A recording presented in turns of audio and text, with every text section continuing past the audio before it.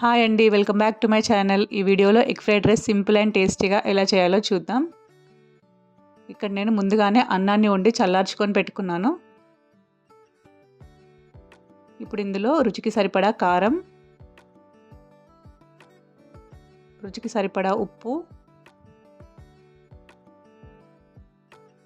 1 tea spoon ధనియాల పొడి, ఇవన్నీ బాగా కలిసేలా కలుపుకోవాలి.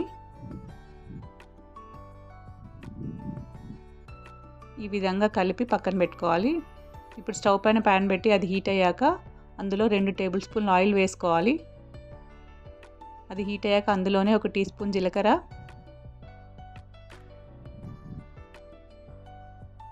చిన్నగా కట్ చేసి పెట్టుకున్న 2 పచ్చిమిర్చి,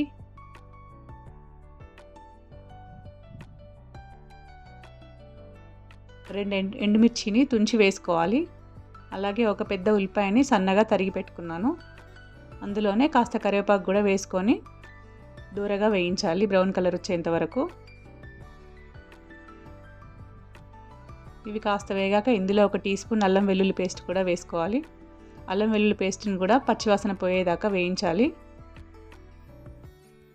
ఇందులోనే ఒక 1/2 టీ స్పూన్ పసుపు కూడా వేసుకున్నాను. ఇవన్నీ బాగా వేగాక కొంచెం పక్కకు జరిపి ఇందులో ఒక 3 ఎగ్స్ని వేసుకున్నాను.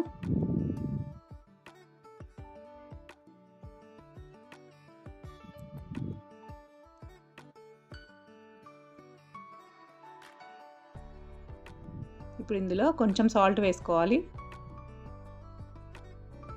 అలాగే కొంచెం పెప్పర్ పౌడర్ కూడా వేసుకోవాలి. దీనివల్ల టేస్ట్ పెరుగుతుంది ఫ్రైడ్ రైస్కి.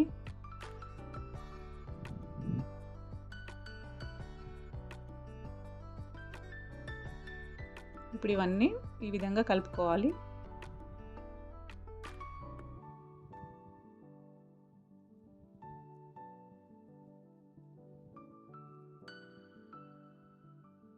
చూసారా, ఎగ్ ఈ విధంగా ఫ్రై అయింది.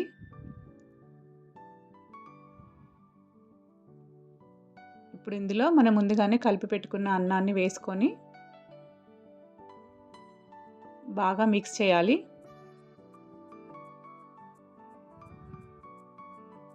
అన్నానికి మొత్తం కలిసేలాగా బాగా మిక్స్ చేయాలి.